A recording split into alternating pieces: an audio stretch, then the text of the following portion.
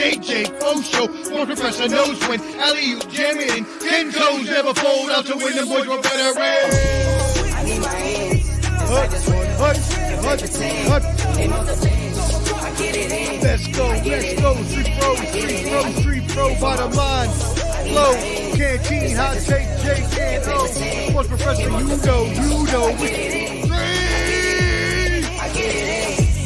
Street professor back again, it's game time. A la playa, no playtime, it's a play guy. Cause we ain't talking about practice like AI.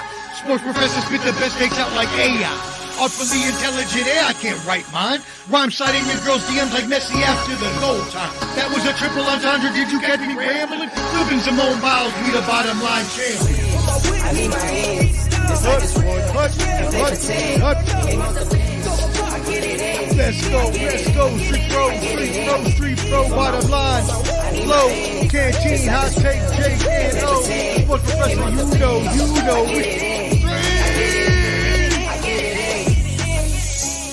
Yo, Street Professor, I'm back, baby, like I never left. Bottom line, flow, canteen, hot take, Jake, and O. Street! Stop. Yo. What up, friends?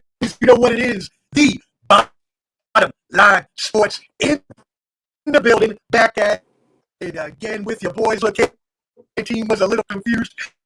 Team was like, oh, we don't have the long intro. No, not today. Some things are a-changing, just like the seasons change from fall to winter to spring. Sometimes other things have to change in life. Absolutely. No matter what changes, we will keep it moving at the Bottom Line Sports. And that being said, I am Omar, the sports professor from Teka. Make sure you subscribe at Ball and Buds, BALLANDBUDS. And then I got to my right or left, whichever way you're looking. Hot Take Jake. Make sure you subscribe at the Final Say Pod. And then down at the bottom, you know who he is. The original, the OG of the Bottom Line Sports. The Stat Man. What's good, my brother? All is well, man. I hope you guys having a great week, man. Been a great sports, man. Great combine, great basketball. Jake, I know you got some things you want to talk about. Great basketball, great combine, NCAA. We got a lot to talk about, fellas. A lot to talk about, man. 20 years waiting, Omar. 20 years waiting to see a great hero turn. I love it. I love it. Man.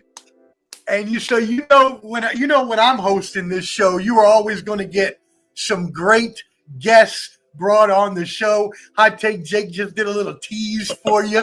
We are going to talk a little bit of wrestling. I know you don't hear it that often on this show. I know we never talk wrestling when Flo is hosting, but now that your boy is hosting, we definitely going to get some wrestling in at least for today. So we have brought on a special guest for that to talk one of the most epic heel turns of all time. You know him. You love him. Hopefully he already has let you know where he going to be because he always with us. He is from IOW Sports. I often wonder. Wow, Karma. What up, brother? Man, I've been looking for you on a milk carton ever since that Super Bowl. Come on, you man. Whoa, time out. Wait, hold on.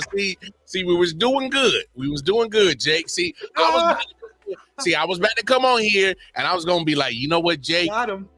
I'm gonna show you love because I was wrong about Bo. Maybe I should start believing in Bo. But you know what?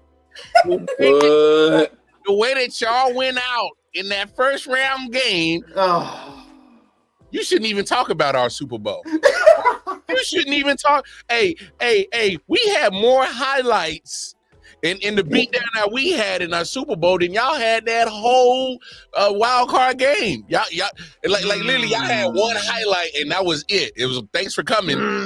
Thanks for being here. But hey, I'm here with my bros. I know, Jake, I love you, even though you crazy. You a Bronco. I don't know what's wrong with you. My man Omar, of course. Hey, we always collaborate. Hey, my man Can, the stat man. Hey, what up, bro? Well, what do you do, fellas? I'm here with my bros, man. We talking about the greatest, well, no, the third greatest heel turn in all of professional wrestling. Don't get more into it. I'm about to ask you a question, and I don't like your answer already. I don't like your answer already. Oh, I'm excited to hear this. I don't know. Karma, I hate that me and you have never talked wrestling. I hate that. Hey, look. All right. So I'm gonna drop off the top 3 heel turns of all time. All right. Okay. Let me intro first. Because no one knows what we're talking about right now. Let me intro first. All right, y'all. Before we get into it, because you see we hot and heavy off the break right now. Yeah. So first, Mar, let them know where the people can find you, please. Hey, man, just going over to my Twitter page. I be having so much content going over to Twitter page. KC Wildcard Mar, man, I be posting all the stuff that I be doing. And of course, you know, the regular shows that people know me for, I'm still changing up some things. So, man, I actually got a lot of stuff literally tucked in the back in the vault that I'm just about to release, and people gonna be like, damn, man, you been doing that the whole time? Yeah. I'll stay grinding over here. So just going on to my Twitter page, man. Definitely tap in with Wildcard Mar. Thank you, Dale the Snail, for letting me know. Apparently my mic was breaking up. Does anybody else hear that? Or do I sound good? That's better now. You good. Yeah, you're good, bro. I think what happened was I got so excited and I was yelling. I think the mic started breaking up. I think that's what happened. Shout out Daniel Barry for tuning in. We really appreciate it. Everybody from Let's Talk Sports, we appreciate y'all as well. Always been a good partner to us. Rest in power to Dan Harris. That being said, it is us going today, and then hopefully later on, once Wildcard Mar got to get to his next, because you know he be working every job under the sun, every streaming job under the sun, my brother. So after that, we might get a visit from the one and only Clubber D, the Combat G. So stay tuned for that. That being said, let's start it off. First things first, this past weekend, WWE hosted the Elimination Chamber in Toronto, and we had CM Punk, John Cena in the last 2 of the Elimination Chamber, with John Cena coming out your winner, looking to win his 17th title, breaking the record of Ric Flair, the Nature Boy, the greatest wrestler of all time, Jake, and as looking to shut up, I don't want to hear it. As he's looking to break his record, right? We don't know what's going to happen, but what we do know is there's a subplot line of The Rock asking Cody Rhodes for his soul. So what happens? Let's break it down from the crew here. First of all, Cody comes out to congratulate John Cena. The Rock's music hits, comes out with Travis Scott. They all make their way to the ring. The Rock says, Cody, give me your soul. Cody said, my soul is taken. And the crowd goes, because we think, is he talking about he gave it to The Rock? But then all of a sudden, you know, Cody has the baby face. I've given it all to this and the fans. And the fans crowd, and he says, F you, Rock. And The Rock goes, and John Cena's hyping up and down, and Travis Scott can't believe it. Next thing you know, John Cena goes to dap Cody Rhodes up, and you see it. And the greatest part about this, Mar, and I want you to comment on this too, though, is when you're watching at home, you can see everything happen. So you know when his face goes and he's smiling, but even before you see what The Rock does, you can see his face drop into like the non-smile. But the people in the crowd, only the people on top can see that because they can see the Jumbotron. So the people in the bottom, none of them can see this, and it's like their genuine reaction when John Cena waffles Cody Rhodes in the man region, in the gonad. Yeah. And after The Rock gave him the slit him signal, and we have had one of the greatest heel turns and the best heel turn, in my opinion, since Hulk Hogan, Bash at the Beach, 1990. What was that? 8? I forget. It's been a long time. That's 9. 6. Thank you. I knew it was 6. Yeah. So, all right.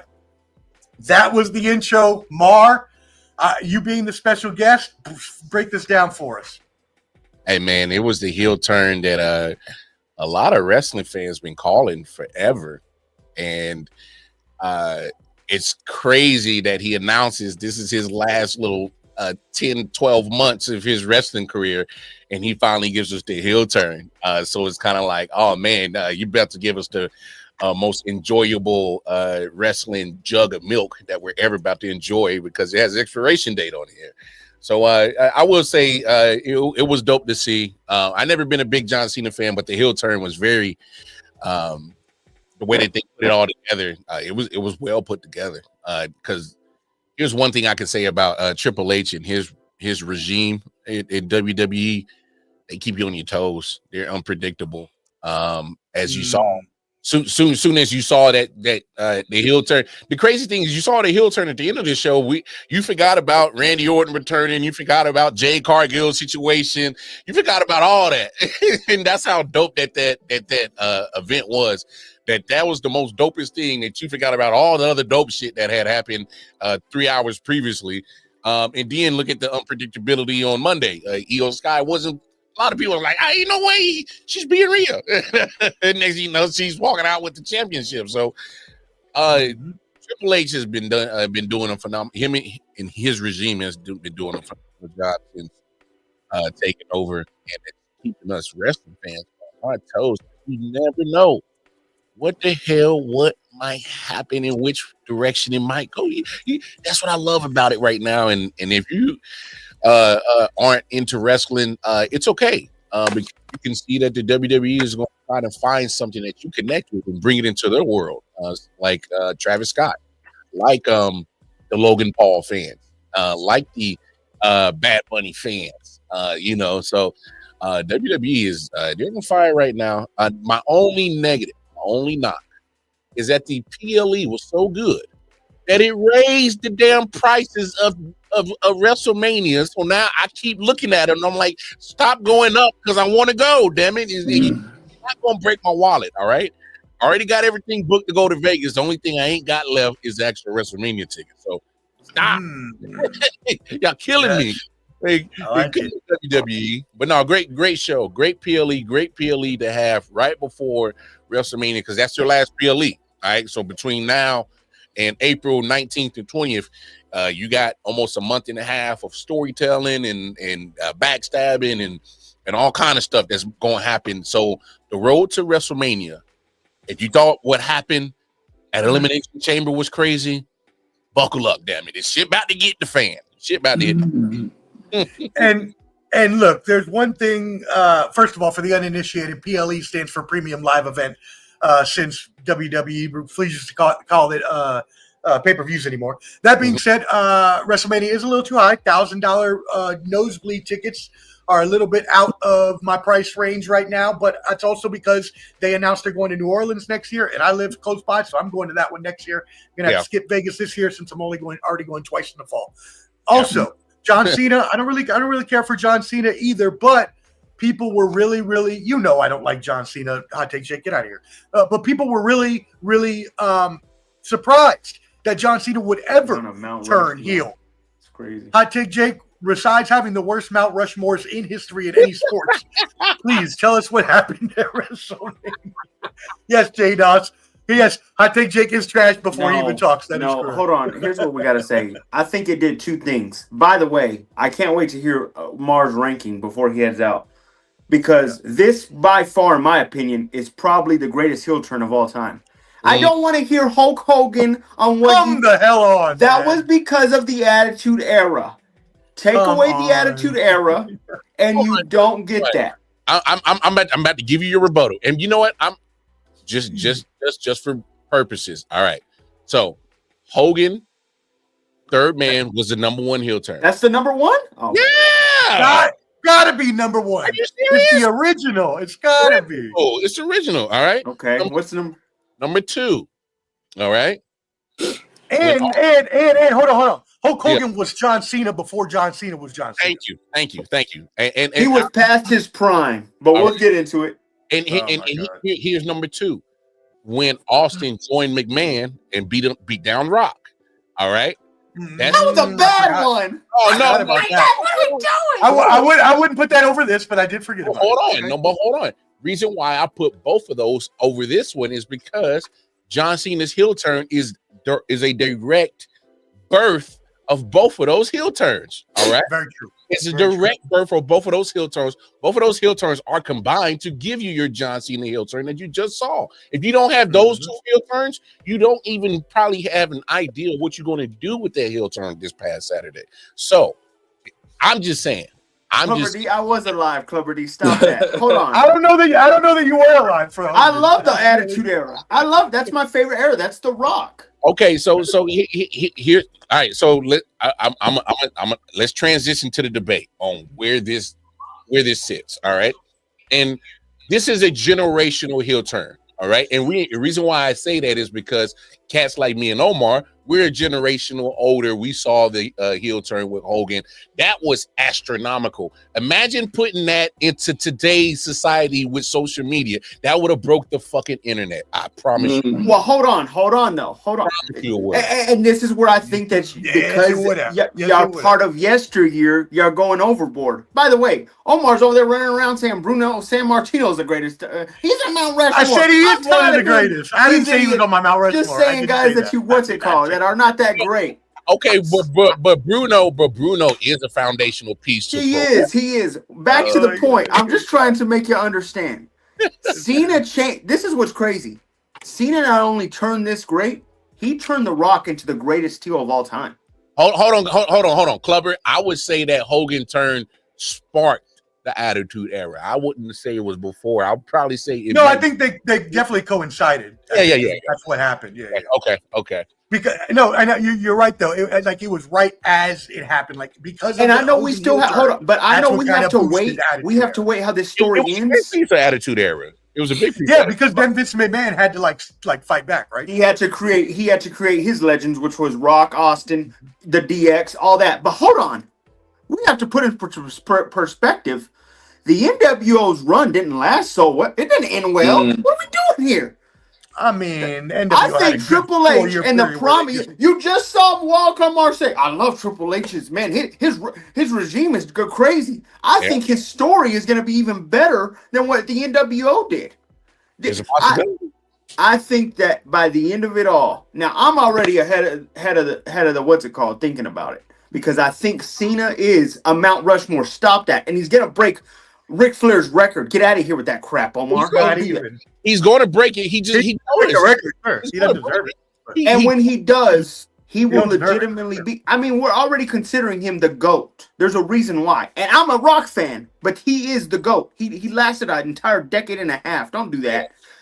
I'm telling you this right now.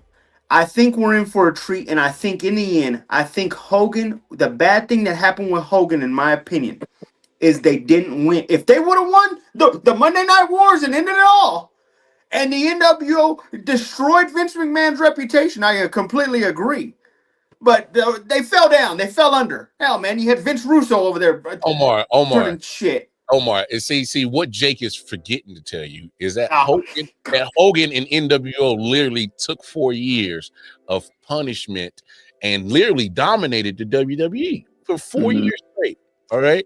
There is a podcast called 83 Weeks by the director of the NWO. What are you talking about, son? I get that. They killed themselves, though. Don't do that. And Kevin Nash was part of the reason. Hey, Jake, you're right. But they killed. They killed themselves, but they took a big ass chunk out of Vince McMahon, which nobody has ever done and was able to ever do. Now, here's my problem when you're comparing Hogan and Cena right now. All right. And throw the Austin one out the way, please. That one was terrible. Even Austin said it in many interviews. Wildcard Mar. Terrible or not, you need that to get this. Terrible or not, you need that to get this. No, those first two heel turns are the blueprint for this heel turn. I'm telling you. You got to watch your wrestling, baby. I remember the Austin one. He kept hitting them with the chair, destroyed the Rock. They literally took those first two heel turns and modified it to 2025 and what you got storyline wise with your top baby face. And it worked perfect. It worked perfect because then you're talking about John Cena, who's a generational, and I, whether you like him or not, Jake, I do agree with you. He is Mount Rushmore. All right, whether you like it or not. All right, damn right. He Omar, hate it or not, bro. The man Omar hates on him, bro. Look, hold on, no, how? Hold on. I need your opinion on this, Mar. First of all, do you have? But you got it. You. I'm not a fan of John Cena, but I cannot sit here and act like the 15 years that he had the WWE on his back did not exist. Because come on, bro. Come on. Okay. Yes, he carried the WWE on his back for a long time. In a dead period. It was dead. That's exactly it. It was dead. There weren't really other good wrestlers that people cared about. Nobody was watching. This is his fault. Because he wasn't rock popular. Wait a minute, Omar. Hold on, Omar. What are we doing here? Wasn't any of these popular. He made a rival out of Edge.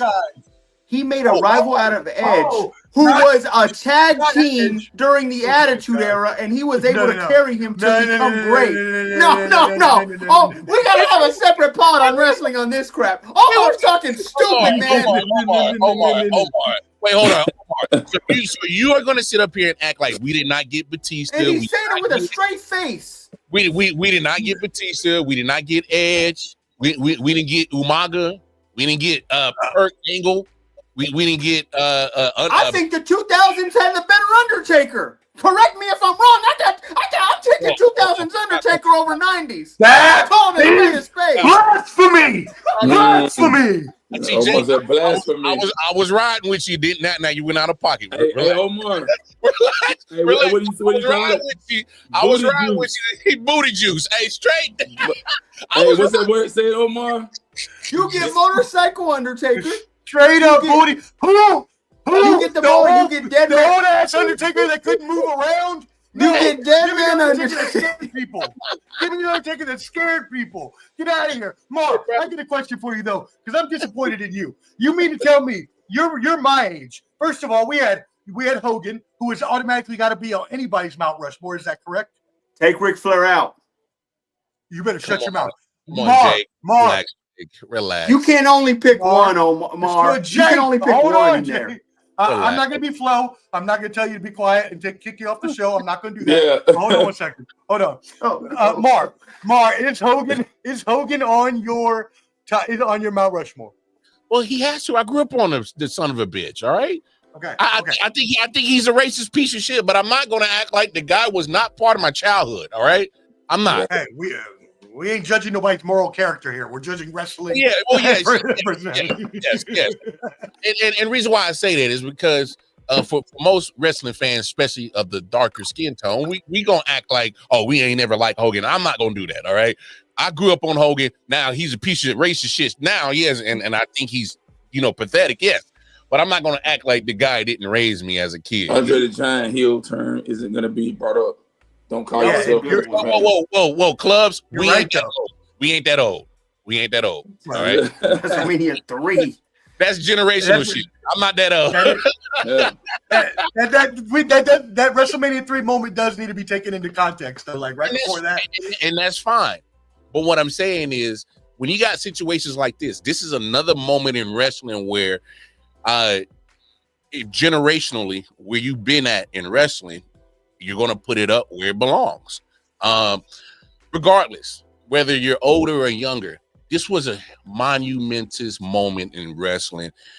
To the fact that they're talking about it on Shannon Sharp with his country. Oh, John Cena, you going to pay for that. You know what? He trying to get so famous. He want to be in everything. Everything. You can't just jump in there just because you say so. But watch, you probably will get in there. But no, look. This is what you gotta love about WWE. They brought us all together as wrestling fans. I mean, Those are two good ones.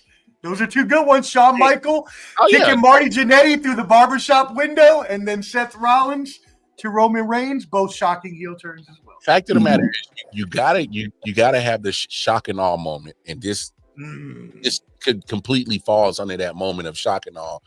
WWE did fantastic. What I love about it is WWE is making us have debates like this. Where do you line up the heel turn? Where do you line up how to shock and awe value? Where do this is what's great about it. I just love it because hell, man, I used to get bullied as a kid for watching wrestling. Oh, you nerd, you lame. I remember that. Hey, all my die-hard wrestling fans had this story where they used to get made fun of as a kid for watching wrestling. Now it's like, oh, you're cool for watching wrestling. Well, shit, we should have been cool 15 years ago, damn it. 10 years ago. Mar, a lot of them were closet wrestling fans. They just didn't want to say it, bro. They just didn't want to say it. They were watching the same thing we were watching. Mar, before you go though, I need two things from you. A, I need the rest of your Mount Rushmore, so your other three, and B, I need you to let the people know where they can find your amazing, awesome content because you are the best and we love you here. Man, all right, let's finish off this Mount Rushmore. All right. So I got Hogan on there, begrudgingly, pre-racial Hogan. I got him on there. Gotta have Stone Cold because he went to another level, and you gotta have Rock. Great. I'm loving it. I don't care what anybody says. Rock and Austin, to be competing for the top spot in the most cherished spot of both as big as could ever be. At the same time. Like imagine that having two Jordans in your company. That's crazy. That's deep. That's major. That's deep, man. It's major. That's huge. It's major. Mm-hmm. My last guy. You know. Come on, Omar. Come on, Professor. Nah, man. I'm a different kind of cat. All right, I am a different kind of cat. All right, but for me, my last guy got to be Taker. I'm sorry. Okay. That's fine. That's fine. Right. So here's why I explain. That's fine. That's better than John Cena. That's what Taker is not your number one guy, but what he is he's your beacon. He's your pinnacle of your company. Okay. He's your measuring stick of your company. He's your locker room leader of your company. That's good. That's good. That's real good. You need somebody to bounce ideas off. You go to him. If you need some kind of clarity on how to make this work, you go to him. You want something to pop, you go to him. You ask Shawn Michaels who's his greatest match was. It was him. All right. The Taker, and what's great about Taker is in the 40, 50 years that he wrestled, guess what he's always done that most people can't do? Stay relevant. No, stay relevant. Stay relevant. That's a good point. Stay relevant.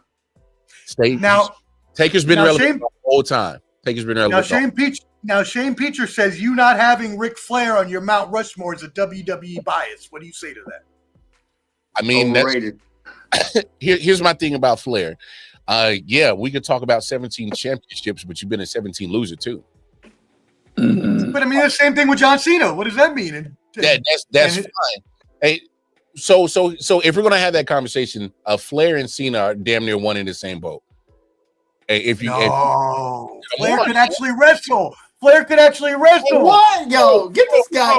Okay. Mar, you stay. Get this guy out of the pod, man. Hey, look. Flair's the best wrestler in terms of personality, selling, technical aspects, all of the stuff that comes into being a wrestler. I'll give you that.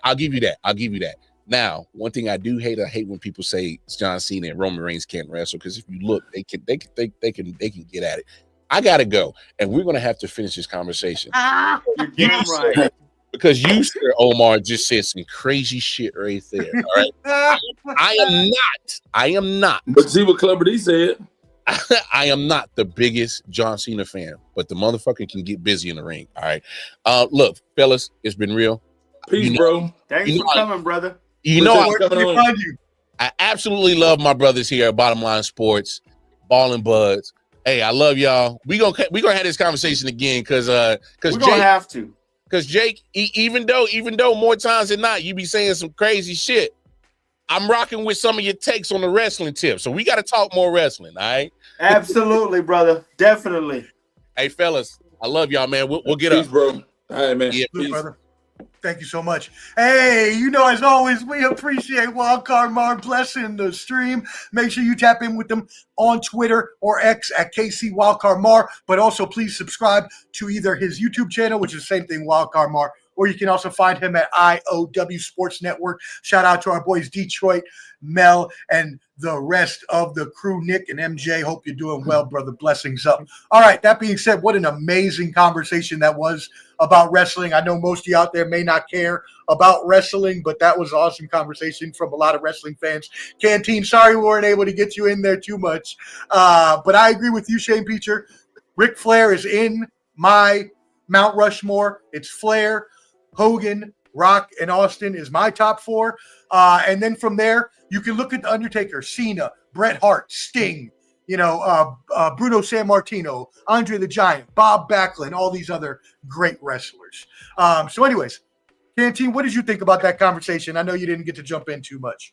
Now, man, I'm gonna date you guys, man. When I think about wrestling, man, I'm gonna date you guys and go way, way, way back, man. When I look at wrestling, I think about guys like Kane, Booker T. So I've looked at wrestling on a scale from way, way a long time ago. But I like, Stone Cold Steve Austin, guys like Triple H, what's the other guy named DDP Diamond Dallas Page. So guys of that nature. So I have been. So I've been in tune with some of the wrestling, man. I haven't really watched it lately, but what I will say is I do think that, as you mentioned, that Undertaker is a prominent guy, and Undertaker is still in his prime.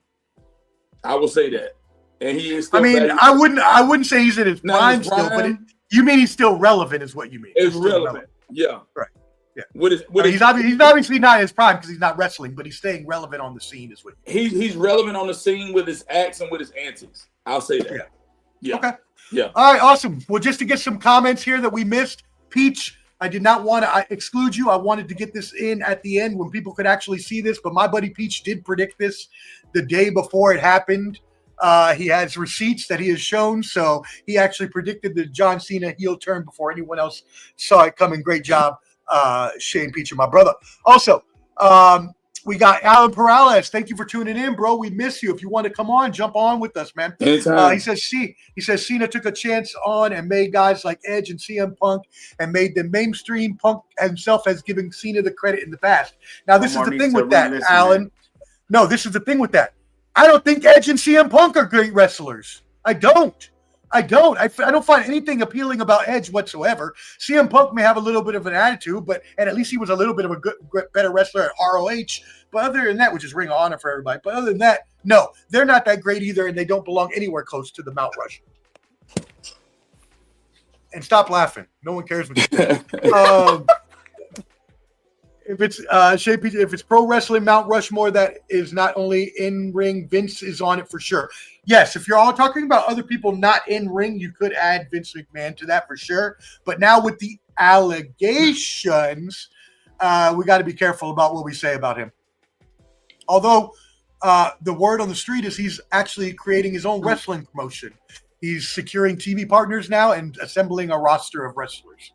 So we'll see. Mm-hmm. Finally, Clutch B, my brother, says Flair, Hogan, Undertaker, and Hart. Slap in the Bret Hart. Not have Rock in there at all. I like Bret Hart. I'm a big fan of Bret Hart. I always pop for Bret Hart. So look, I see a lot of my friends on here, and there's only really one reason they came. I know they really enjoyed the wrestling talk because they're all wrestling fans. But there was only one really reason they came. They came to see me talk about something. But before I get into that, I told Jake I would go to his hot take of the week first. So, Jake, what is your hot take of the week? Well, it goes into wrestling, so I'm kind of glad you put it there. My hot take is I believe absolutely Cena said this is his final year. I don't believe that at all. I think Cena stays till next year's WrestleMania to fall on the sword and give back to Cody. I think he wins this WrestleMania. He holds the belt all year and gives it back to Cody at the next year's WrestleMania. That is my hot take. He goes past his year-end overall. And I think we see Cena a couple years later after that. He just got hot off of being a heel, and you're going to have a 9-month span? Come on, man. Live with it, bro. I'm going to love it. Hey, word on the street is Travis Scott made him his new villain music, is what I'm hearing. That's word on the street, is what I'm hearing. I can't wait to see I hope he comes out Friday. I hope we get some stories out of him Friday. I do believe we're gonna. WWE Triple H is so bad at that. That's the only part I can't stand is he makes us wait, and we really have to just. I think Cody does his explanation on what happens Friday, and then the week after we get a Cena promo. Hey, good insider information there. I can definitely see it going longer. You might as well milk it while you got it.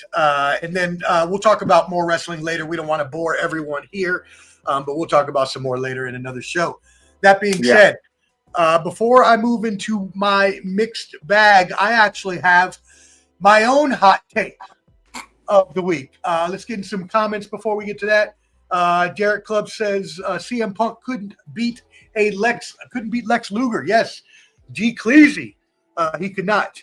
Or wouldn't, even if they got, if they were able to. Since Cena's biggest heel turn is not letting, yeah, I saw that meme you posted with the NW, and then it was back of Cena's head, the bald spot for the O. Tremendous. Love it. Finally, Clubber D, his Mount Rushmore, Brooklyn Brawler, Iron Mike Shark, Barry Horowitz, and Virgil. That's fantastic. Oh, man, that's great. Hey, everybody, thank y'all for tuning in. I hope you all having a great time. Hit that like button. It is free. It helps us out in the algorithm as well. Make sure you tap in with all the people you've seen today. I am at Ball and Buds, BALLANDBUDS. Make sure you subscribe. Tomorrow night, we will have our combat sports special. Clubber D, the Combat G, our UFC boxing MMA insider will be on there for UFC 313 and our MMA and boxing news as well. Don't forget, Hot Take Jake is at Final Say Podcast, Final Say Pod. And Canteen, you catch him at The Bottom Line Sports in the Bottom Line Sports Facebook group. Now, brothers, we got something to talk about. Also, something else going on in the Facebook group. Y'all, you see there's someone missing from the show today. We ain't going to call no one out on any necessarily government business or anything like that. But, we have been trying to get a hold of, let's just say, Flo for the show. And he has been telling us that he has a lot of things going on, which granted he does. But he hasn't been answering a lot. He's obviously missed the past few weeks. And then on the backside of that is something that a lot of people don't understand. And it's something that definitely needs to be brought up because I think it's pertinent, especially being the fact that, I believe all four of us consider and call ourselves on this show Christians. And the fact that, we need to all be forgiving of each other and loving of each other and helping of each other, but also standing up to our word and doing what's right. Accountability, man. And when someone has been wronged, they deserve to be righted. And unfortunately, in this situation, someone has been very wronged. I'm going to give you the background real quick. I'm not going to put anybody's names into it. But what I will say is that we were in a fantasy football league in which everyone put in their money to play in this fantasy football league. The commissioner then collected all of those fees. Not sure if he collected all of them. That would be on him. But either way, he was supposed to collect all of the fees. The season ended. Someone that I know, very dear to me, and I'm not saying Flo isn't. I'm close to Flo as well, but this is a person that I recommended to join the league, won the league, or maybe came in second. I don't know, whatever, but has a lot of money on this. I don't know how much it is, whether it's 400, 500, 600, whatever it is. I think it might be 400. It doesn't matter the amount of money. It matters the principle of this. And especially when some of us consider ourselves to be veterans as well, who should be the most trustworthy, at least in terms of your friends and your family. All I can say is that what should have been paid the day after the football season ended has continued to go unpaid. January 1st went, and the person told them, I'll pay you on February 1st. February 1st passed. The guy said, I can't pay you right now. I'll have to pay you on March 1st. I've got too much going on. Meanwhile, the person who won or came in second place or whatever, the other two place winners received their money on February 1st, but the other person did not. He was told by March 1st after he found this out because the other people told him. So he knew about it. I told someone, my bad, that they needed to make this right. March 1st comes around. There's still no payment. March 5th, we are on today. There is still no payment. It is making you look untrustworthy. It is making me look untrustworthy since I recommended you. The right thing to do is pay this person immediately. And the fact that then this person was blocked on Facebook and now has no way to get a hold of this other person, we are now getting to levels of childness and pettiness that should not be seen by grown adults that are over the age of 40 years old. Jake, you can still be a punk. No one cares about you. I'm reading it as you're talking about it. I'd never looked in that other chat. I'm reading it now. I'm just as shocked as you are right now. I'm literally reading it while you're saying. I'm like, wait a minute, this was going on the whole time. Yep. And so I stated it, and it's out there, and it needs to be rectified. And that's all I'm going to say about that, gentlemen. Do you have any thoughts on what we've gone through here? I mean, it's just. The biggest thing, man, is being accountable and responsible, man. I mean, I'll just say this, man. If the tables were turned, man, it would be bad. You know what I'm saying? Because we've always been accountable to each other. You know, things have happened and transpired on the show, and Jake, I mean, we would be on the show, and then Jake would just get eliminated from the sit. I'm like, come on, man, we don't do that. You know. We don't get mad with each other and take out our personal biases on people because of how they feel about a take or something like that, What I'll say is, like I said, I'm literally learning all this live as I'm seeing it. The one thing that'll frustrate me is, and I'm just talking to Flo man to man on this. Flo, there are times where I might miss a month, and it's only because I'm not even thinking about it. Things right? happen. Things occur. But by the no. Here's the thing. I just miss it, guys. I end up paying. I have a $30 credit one payment. I've missed every damn week, and it keeps fucking up my credit. It's $30, but I just forget it because I keep forgetting about it. Yeah. It just happens every 15. I don't know why. I'm so bad with that stuff. But you better put an alarm and pay that $30. I know, dude. I know. It ends up hurting my credit. And then I'll end up having to pay $60 after all, like 3 days later, because my dumbass forgot about it. But back to the main point of Flo. By the second month, you're harassing me for the $60 because we pay, 25 or 30 or 25. He will harass me the first of the month, at least by the second month, to pay for this StreamYard. So I think it's very unjustly, and I promise you guys, I have my own fantasy league. I need to invite y'all to that one. But on that one, you can ask everybody and anybody. I've paid everybody that's won it all the next day after. I've actually paid it if they win that Sunday night.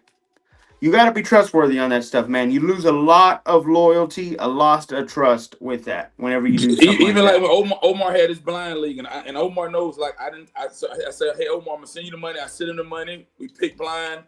It's about keeping your word, man, and your word is everything, man. And we're military guys, man, and it's about being trustworthy. And if we can go off and fight America's wars, you got to be able to keep your word, man, because people are believing in you. And I've known Flo for like 12 years, man.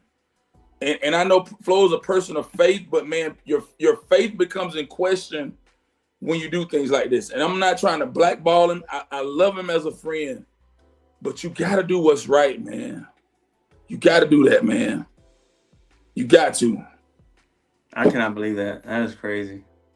Yep. No, nothing else I'm going to say. I'm going to leave it at that because coming from Canteen, that means the most. But we love you, Flo. We're on this show. We're not trying to. We think that we just think that this needs to be rectified because a lot of people have been leaving the group and stopping watching, and it's hurting our reputation. So, Shea Peacher, what happened to the collected money? As a commissioner, they used it as a loan. There needs to be a loan shark. Look, I don't make these things. I don't know what's going to happen. All I know is that when you pay money as a commissioner, as Jake said, it needs to be paid either the day that Sunday or that Monday, rather. Yeah, that the fantasy day is over, or whatever, that Tuesday, I think it's a Tuesday, whatever, the day after the last fantasy game. It needs to be paid by that at the least. Let's say you get paid that Friday. Let's say you're a Friday paid person and you don't have the money. That's fine. I get it. People got to live paycheck to paycheck and they want to be a commissioner. That's cool. No problem. By that Friday, by that weekend, you got to pay. Last question I'll ask. So the guy that has gotten paid, the guy that's owed the money, he's now blocked from Flow right now? I guess we already said the name. So Flo blocked him on the chat from posting anything anymore on the Bottom Line Sports chat after he asked for it. Wow. And he won't respond to me. I've texted him. I've messaged him. Me too. He won't respond to any of us. He hasn't come on the show. At first, we thought it was because you got mad at him, but now we think it may be a combination of all of it. And the fact that he also is really busy. I already said he was busy, so I'm not going to take it away from the man that he's busy. He is a very, very busy person because he has a lot going on, and he is still serving our country proudly, and we love him for that. But the fact is that you can't be busy enough to send a Venmo or a PayPal. Absolutely, I agree. Okay. All right, let's keep it moving. We don't want to belabor that. Thank y'all for tuning in. Yes, the Bottom Line Sports. Make sure you join our Facebook group as well at Ball and Buds. Make sure you subscribe to Final Say Pod. And again, you probably can't see the feed. Bottom Line Sports. All right, let's move into my mixed bag. The Sports Professors mixed bag.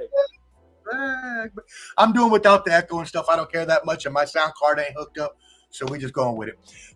Canteen, we're going to start off with something that I know you were going to have something to say about. Bill Belichick and UNC have been denied from Hard Knocks. Yes, talks have broken down as the NFL owners reportedly were not thrilled about giving Bill Belichick the spotlight on Hard Knocks. So now they're going to find another team.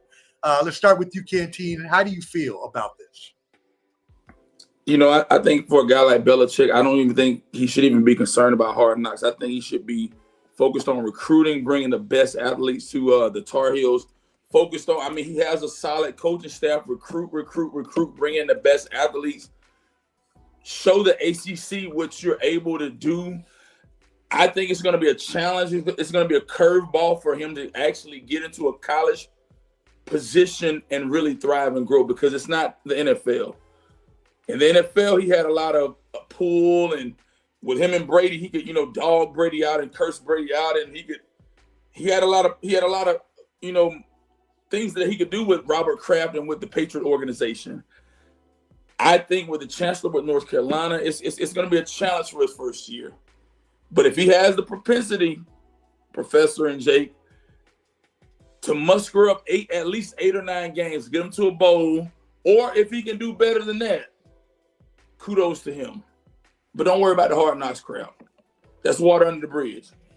I wouldn't worry either, but I'll just say this quickly. Let me tell you something. This is a slap in the face to Bill Belichick. Have you ever seen The Last Dance on Netflix? One of the greatest docuseries we ever saw. That's right. You're right. I think Belichick has the equivalent to do that, to sending this team, and I've called this from a hot take from months ago, that he will be taking this team to at least the Final Four in college football next year. You think so? So if I'm him, I would hire my own filming company, and I would screw their ass at the end, because now when I become as great as I am about to be in college in 1 year, they're going to be begging to watch that film then.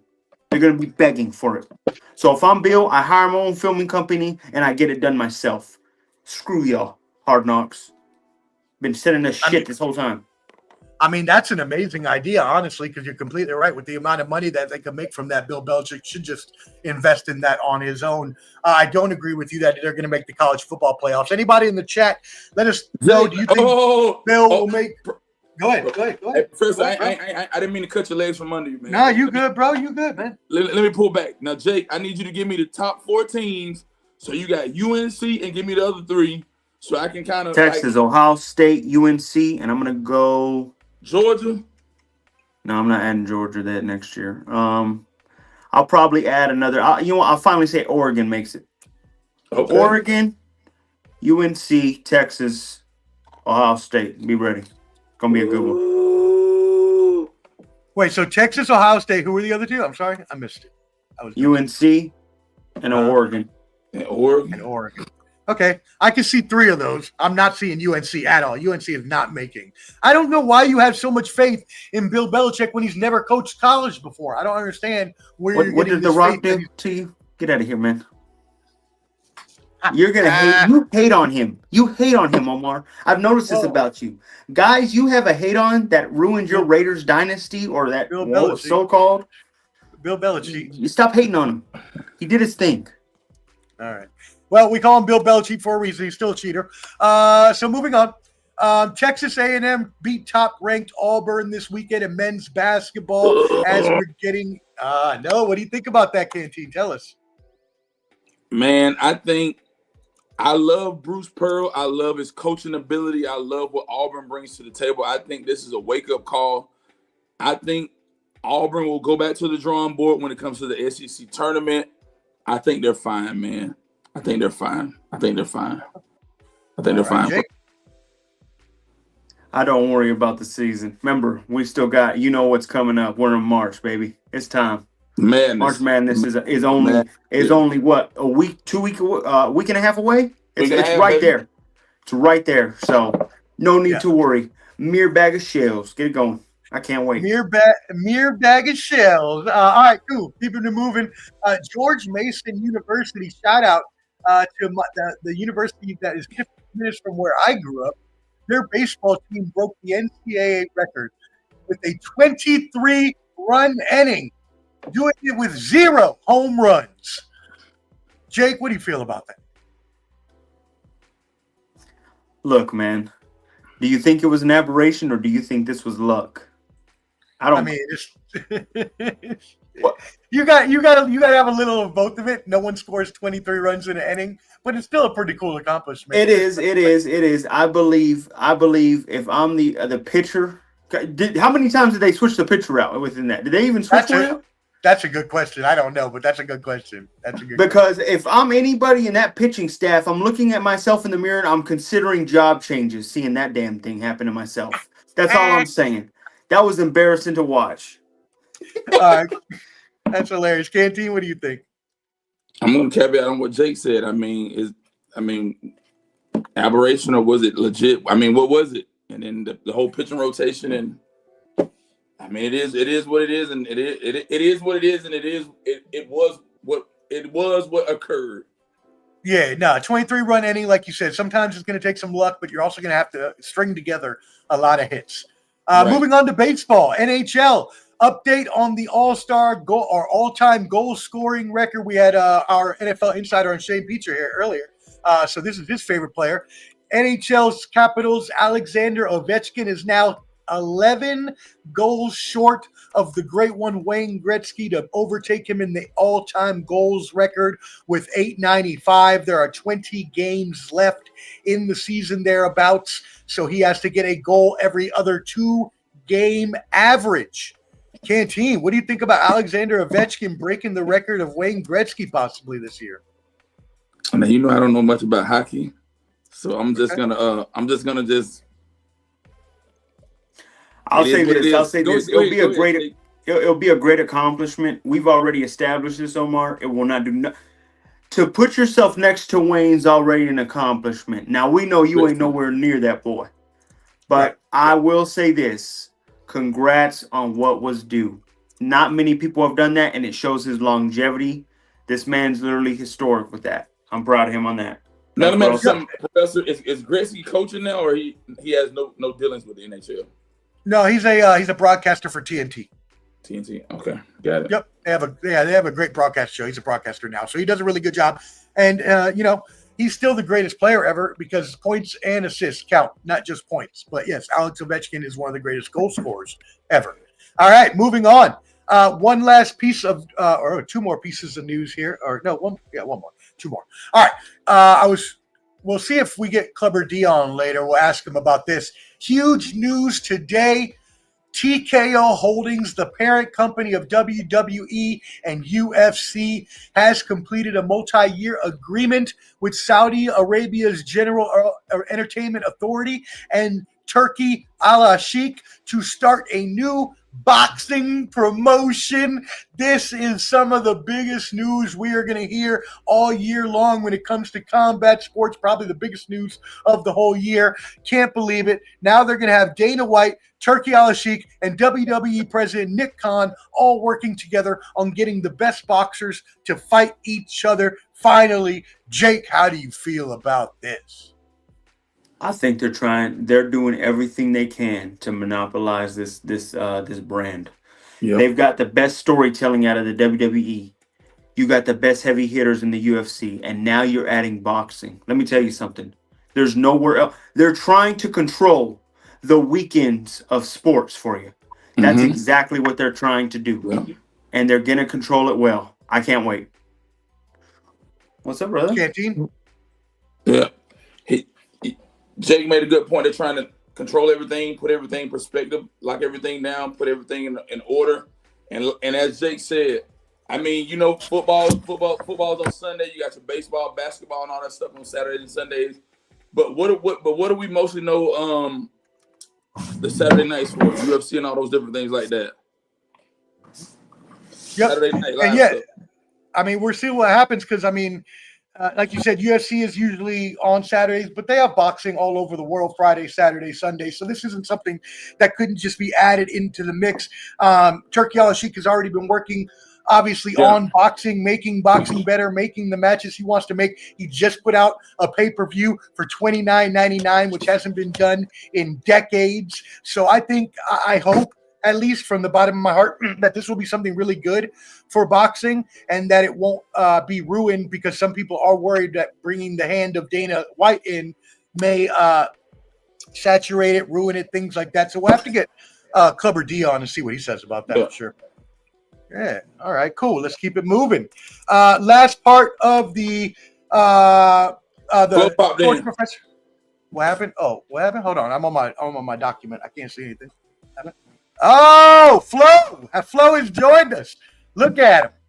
Looks like he's in a dark hotel room kidnapped by somebody. I'm not sure what happened. Called a barracks. All right. What's going on? What's going on? I thought you just ignored me.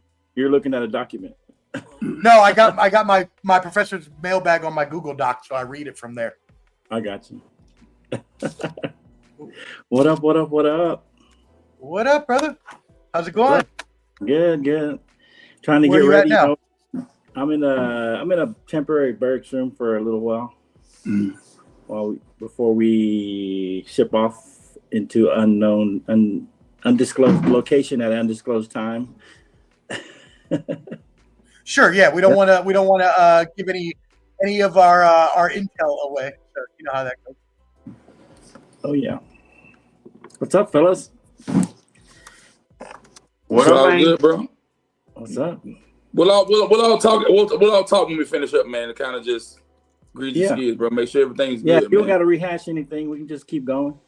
Yeah. Unless there's something you want me to weigh in on. So either way. I mean, dude, if you popped on because you had a take on what we talked about, no one is going to stop you from saying your piece. But if not, we can just talk sports. So it's up to you. No, I'm just saying if there was something you want me to weigh in because I hadn't seen this. I hadn't seen what was going on. I just knew you guys were on, and I was getting settled in. So yeah, let's just keep it moving then on sports, and we'll talk about everything else later. Okay, got it. All right, word. Last part of the mailbag. I was gonna just, you know what? I wasn't gonna talk about this in the show.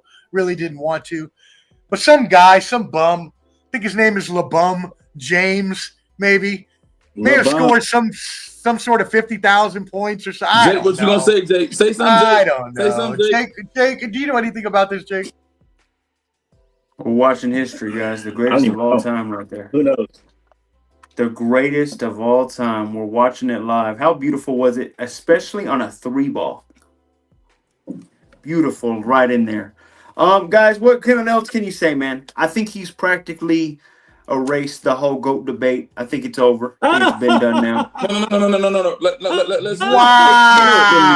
No. Let's pull this train back. Professor, let me say this. Come on, man. Here's the thing.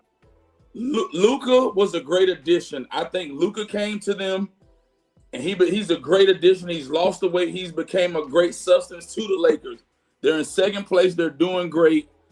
He's what they need, Jay. He's what they need, and he's helped add some solvency to the organization.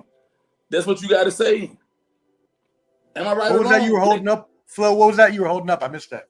Well, it's a 50-win teams eliminated in the postseason. Who has the most 50? Who's eliminated the most 50-win teams? And there's a Kobe Bryant guy up there, and there's a Michael Jordan up there. But look who's at the bottom, the least amount of eliminated 50-win teams. You ain't even looking, Jake. You gotta beat some good teams. He's hating.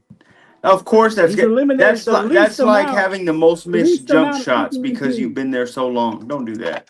Don't do that. And he's been in there longer than anybody else, so he had more time to beat more teams. So basically, this is just saying the East was weak when he was there. He played a lot of weak teams to get to the finals, and so he's not the GOAT. That's the GOAT more than ever. It's not even close.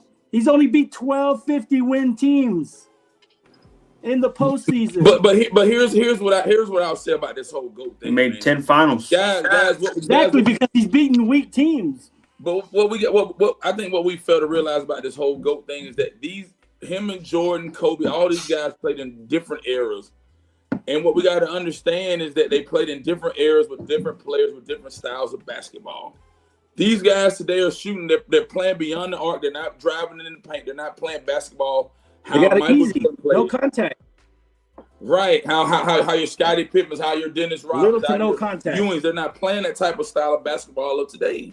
I don't think LeBron could play. He doesn't get hit. He's flopping around. He don't even get hit sometimes. Come on. 50,000 points, He's guys. laying on the ground for 5 minutes, didn't get touched. You look at the replay, and they didn't even touch him.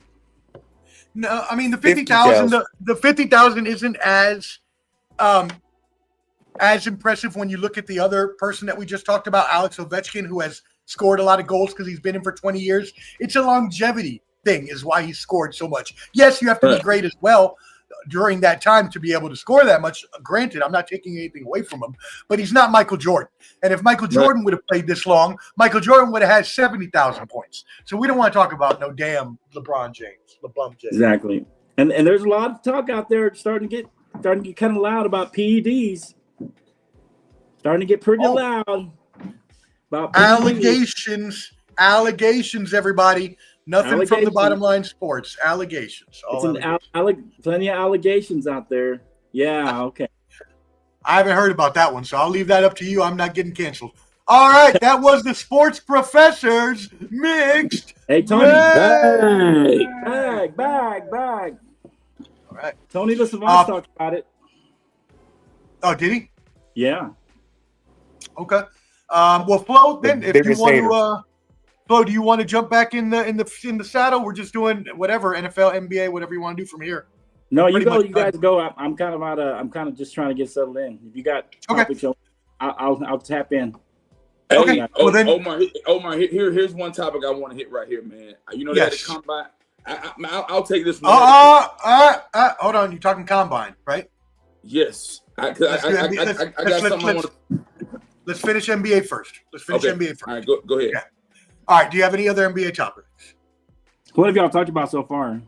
We just talked about that was the first one, and then the rest of the mixed bag was just other stuff. So I was going to bring up Kyrie. I was going to bring up Joel Embiid, all that. Bring up Kyrie right now. Sounds good. All right, let's talk about Kyrie. Kyrie Irving, after he was after Luka Doncic was traded to the Lakers for Anthony Davis. We all know Anthony Davis got hurt in the third quarter of his first game. Now, only a month later, Kyrie Irving, prayers up to him, has unfortunately gone down with a torn ACL. I know how horrible that is, so I hope that he recovers quickly, but this is at least a 9-month before you get back on the court type of injury, and this pretty much demolishes the Mavericks season as everybody is on the injured list and their franchise 25-year-old star was traded. It's not looking good for Nico Harrison and the GMs. The Mavs have a 3.5 game lead on the Suns, and the Suns haven't been playing that well either, but they're also only 5.5 over Portland, and Portland has been playing really, really well. So, Flo, how do you feel about Kyrie, Dallas? We haven't heard your opinion thus far since this trade happened. What do you think about all this? Yeah, I mean, as far as Luka, that was I think it was a mistake. I mean, that's a young all-star, despite whatever, weight issues or out of shape. I mean, you have players like that. I think if it had been anybody else, maybe comparable to AD, other than AD, I think AD can be dominant, but he's got the same issues that Kyrie has, is staying healthy. And so that was, I don't know how well that, so far it hasn't turned out too well because of the injury to AD. Now the injury to Kyrie, that's not necessarily Nico's fault, but it doesn't look good because of that. And so Luka, I think he'll do well. I think next year is probably a better year for them. I think once he kind of gets in there, and I think help LeBron go at least one more year, get a good yearing with Luka with some good chemistry. They may make a little run in the playoffs. I'm not sure. I mean, Luka is a great player, and so that was a great trade for the Lakers.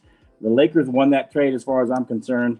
I don't think you can say that the Mavericks won, even if Kyrie was healthy. I just think Luka is a much better player, more longevity, more time left on his body, despite him being unhealthy or being out of shape at times. So I think it was a mistake by the Mavericks, but it is what it is. I think definitely the Lakers. We'll see what happens.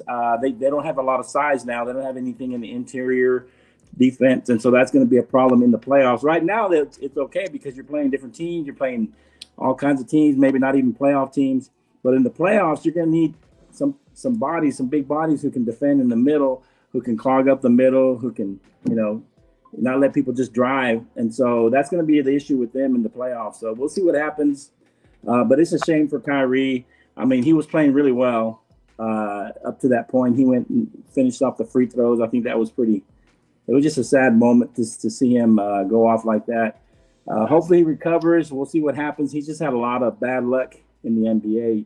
When he went to the Nets, and just the thing with the Nets with Harden, and then him and the whole COVID thing, they didn't like all what he had to say. And so that was a distraction. And then KD, he's not really a leader. He's just more of a, hey, just give me the ball and let me score.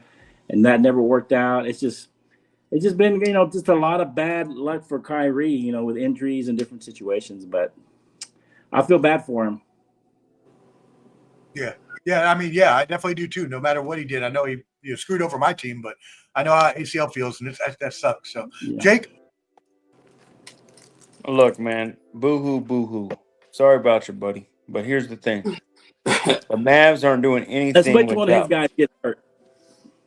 Until Anthony Davis. Yeah, he won't be happy. Do the same thing. Boo-hoo. If it was Anthony Davis on the other side, right? Yeah.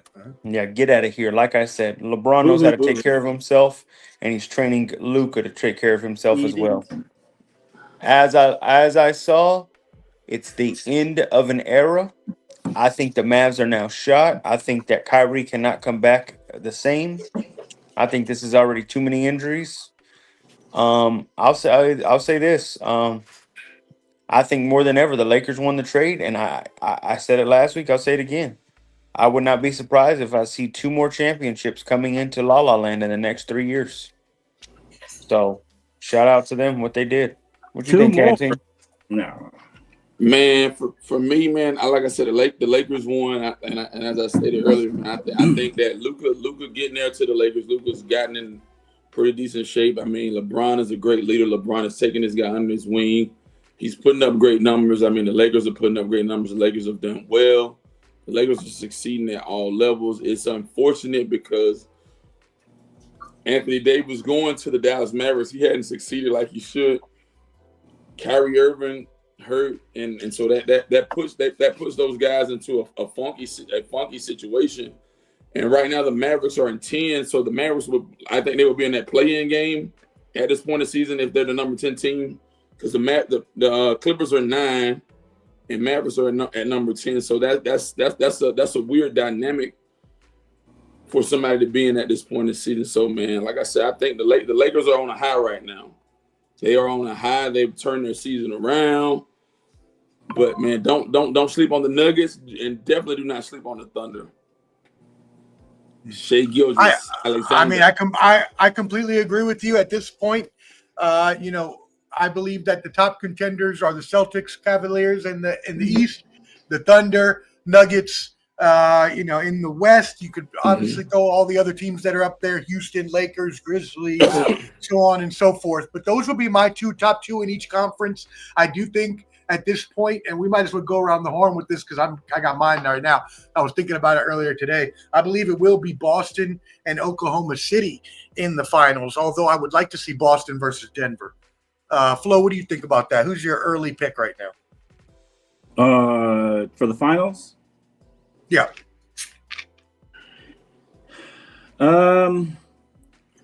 Right now, early looking at it, I do like the Nuggets in the West. I think they're coming on. But I like the Grizzlies too. I don't know. I like what Ja's doing. I think he's taking the leadership reins there. It's a big turnaround. They're number 4 from being out of the playoffs. I think they got a good roster, a lot of young players. They've been there before. And they have also had a lot of adversity with things that happened with Ja, with a lot of injuries that happened in the past. So they're not a totally young team. They've been there before, and they've been in that situation. So I like the Grizzlies as a sleeper team, but I think the Thunder are probably the favorites over there. I would go Thunder and then Grizzlies as my sleeper team to kind of come in and surprise some people. Over in the West, in the East, the Celtics, of course, but I'm not sleeping on the Cavaliers. Everybody's sleeping on the Cavaliers. I think they could give the Celtics a run for their money. They've been playing well all year. Everybody thought they would fade, and they're still 8 games up into first place, so they are for real. As long as they stay healthy, I like the Cavaliers to possibly upset the Celtics and get to the finals this year. Of course, whoever comes out of the West is probably going to win, but we'll see what happens. Yeah. Jake? Celtics, Lakers. Can't wait. Get ready, well, buddy. I wouldn't hate that. I'd love to see us whoop that, but well, you would like that, Professor. You're a storyline guy. Yeah. Go ahead. I would love it. Man, if that's the case, Celtics Lakers. If it's Celtics Lakers 7 games, that'll be nasty. A nasty 7 games, man. And it ended the same way it ended last time. It's not going to happen. The Celtics got too much hype for the Lakers. The Lakers just aren't good enough. How about that? That overrated team. They're not going to make it. That asterisk. Well, you know what would be great? The Suns or the Dallas has the 18th toughest remaining schedule, right? So they should still at least make the play-in. What if they made the 7 or 8 seed and they ended up playing the Lakers and Luka takes out Dallas in the first round? That's tremendous. Yeah, that's storyline right there. Dumb storyline right there. It'd be a good storyline. What do you mean? Exactly. And it would be your team winning. At least I said Lakers would win. Jeez Louise. Yeah, I was about to say. I thought you said that the Mavs would somehow shockingly win. No, but that would be great because then that means Anthony Davis came back healthy and beat you, and that would make me happy too. So let's finish this off with some NFL before we get out of here for the night, y'all. After a 2,000-yard rushing season, Super Bowl title, Offensive Player of the Year, Eagles agreed to 2-year, $41 million contract extension with Saquon Barkley, first running back to earn $20 million a season, guaranteed 36 over 2 years is the largest ever in history for any player in terms of guarantees over 2 years. Flo, we're going to go back around the horn. What do you think about this? What was the contract again? 2 years, $41 million contract extension will keep him in Philadelphia for 4 more years after he just signed a 3-year, 48. I think it was $48 million. So it's 5 years, about $100 million or $90 million over 5 years. It's going to come out to be. Yeah, I could say this could be their first Eagles' first bad decision. Now, I think he deserves Wow. it because of Really? his performance this year. Yeah, because I think you're looking at a guy who's been injury prone. Same thing I said about C-Mac. I said last year was the year for the Niners to win. The Kansas City Chiefs were down. They were obviously one of the best teams in the NFC.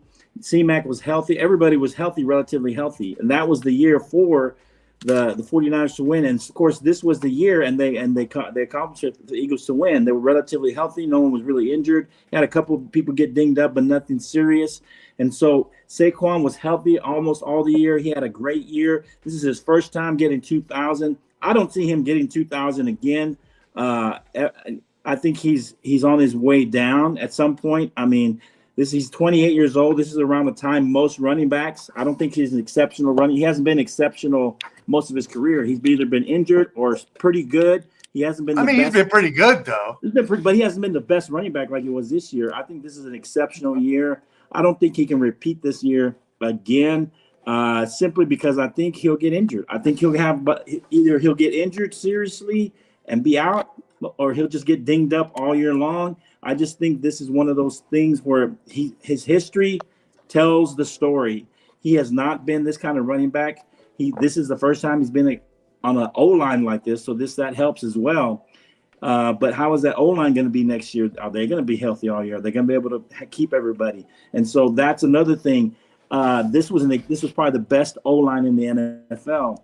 And so I think this was a little bit getting ahead of themselves. It may not bite them next year, but I think in those preceding years it could end up biting them. Maybe Saquon has another pretty good to great year, but I don't think he'll have more than one. And I think this is a mistake to extend him at this point. Wow. I don't think you do that with running backs. I just don't think so. There's exceptional ones, but there's a very few that get past 29, 30 that are still great. I mean, but don't you think he proved himself this year after they did the same thing last year? What's that now? Go ahead, Pigeon. I said I think he proved himself after they said the same thing last year. But they already had him signed. They had no reason to extend him.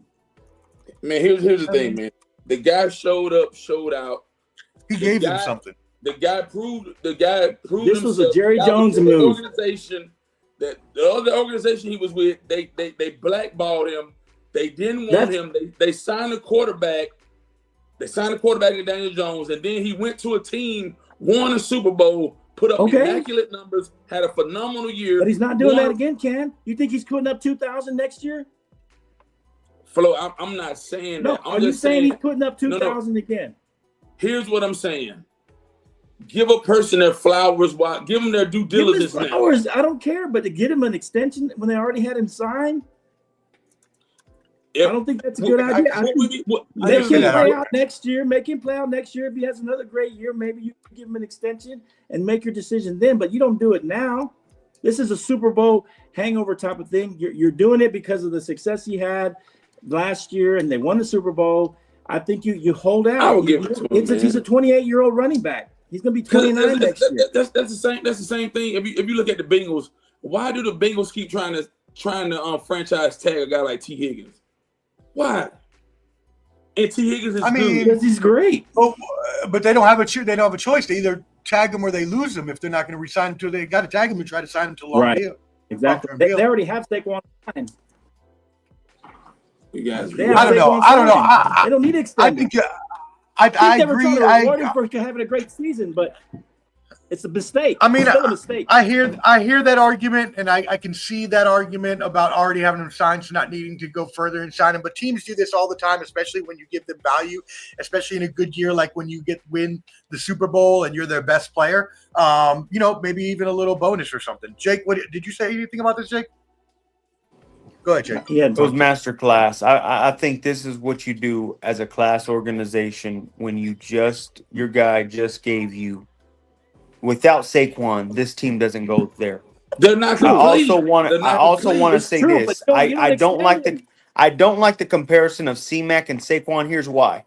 C-Mac, the one thing that I don't understand that Kyle Shanahan has done ever since then is he's let go of all his offensive line since C-Mac has been there.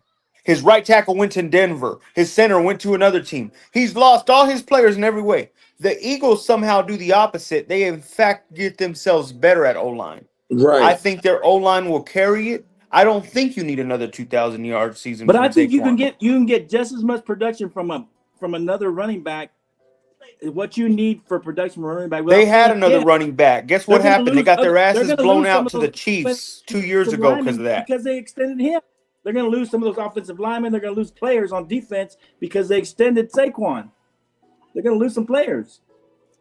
Well, how long is this contract for? He's not going to make it to the end of this contract. I guarantee. Well, here you got to understand this too. 4 more years. They have a lot of youngins, and there's a reason they released Darius Slay. They're saving money in other spots. They're going to have they're not just to doing release that. players too.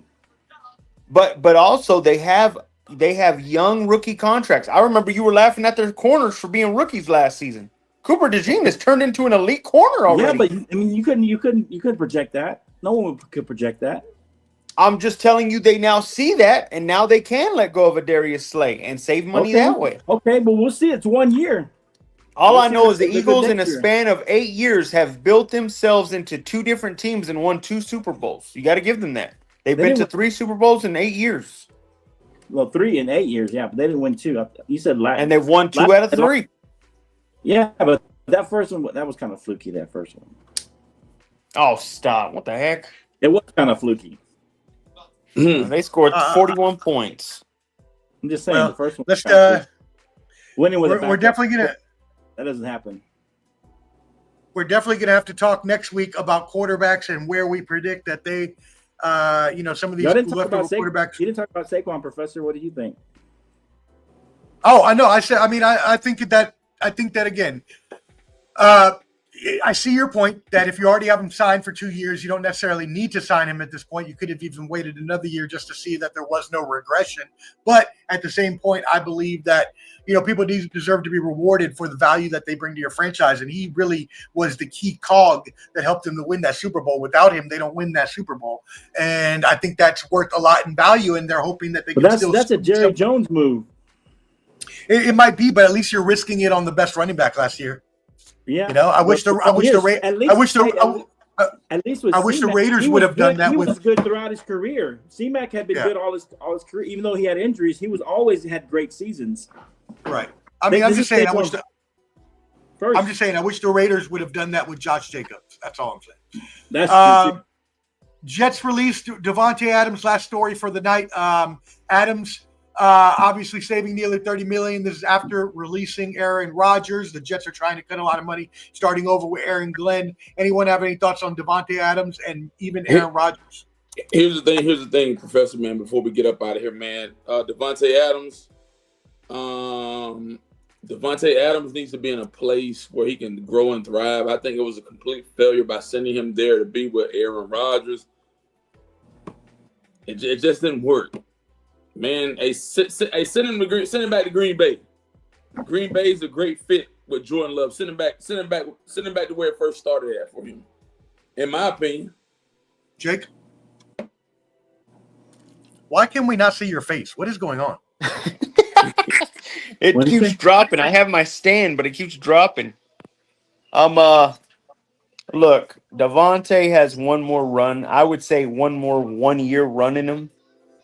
I would say go to a team that's established already, trying to win the Super Bowl. I would think something like the Bills, the Ravens, have one more run in you. I don't think the Chiefs will give you a chance because they just did that with DeAndre and it really didn't amount to anything. But yeah, the Jets, on the other hand, are actually, I like what the Jets are doing. I know that they're always laughed at as a laughing stock. I like how Aaron Glenn's starting them out.